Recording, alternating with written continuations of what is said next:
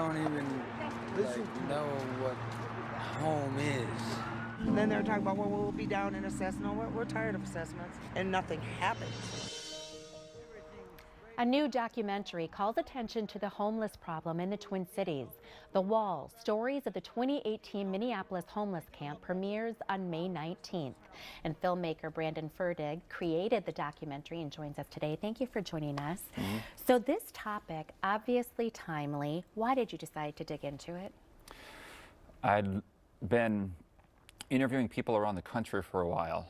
I like to go to a region of the U.S. I went to the South in the summer of 2016. I went to the Pacific Northwest in the summer of 2017 and interview people in the area who really are emblematic of that region. So while I was in the Pacific Northwest, I saw a lot of homelessness, Portland, Seattle, Vancouver, and I thought, I'd like to do a documentary just on this topic. And then the tent city started here in Minneapolis, and this is where I live, so I thought, well, I don't have to go to LA or the West Coast. I can just cover what was happening here, and I did.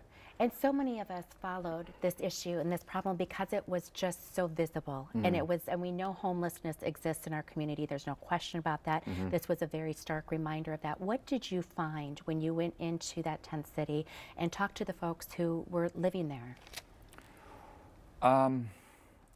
What I found, and what I want people to get from the documentary, what I hope they get from the documentary, is that once you get past our knee-jerk reaction to homelessness, and I see in the country there's basically two, as there are two main reactions to so many issues in the country, whether it be immigration or whether it be abortion or gun rights. There's the left and the right, and they're just at odds with each other, and it's the same way with homelessness. And so I think one side has this gut reaction of pity, and the people who are homeless have been beaten down by a system, and it's been all the system's fault. And then the other side is a bit cynical, and they'll say, well, these people aren't getting jobs, they're just doing drugs, they're not doing enough to pull themselves up, and you know, whatever, they put themselves there. And so what I found was, not surprisingly, is what I found with other issues I've investigated, and that's that you find a complicated blend of people who do make decisions, whether it's to relapse, whether it's to stay in a relationship that's bad for them, whether it's to quit their job, that does put them in a bad position. But then you get to know how they grew up in an abusive home, perhaps, and you just see how they had it tough right from the start, and you do build a lot of empathy and sympathy for them, and you do want to reach out and help them too.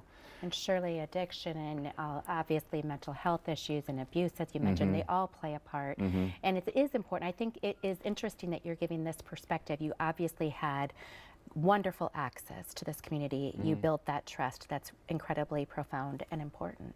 Well, yeah. Final thought on that? Well, I mean, if you don't get them to trust you and like you and know that you're not going in there to exploit the situation, which was the general fear from the start. And I got a lot of people, you know, who are you, you know, but I said, I want to share your stories. You know, they called it, they called the community the Wall, and some called it the Wall of Forgotten Natives. And it is my goal to help their stories be known, to be remembered and not forgotten. And once they understood that and trusted me a little more, then they were willing to open up and share their life, which they do acknowledge is often untold.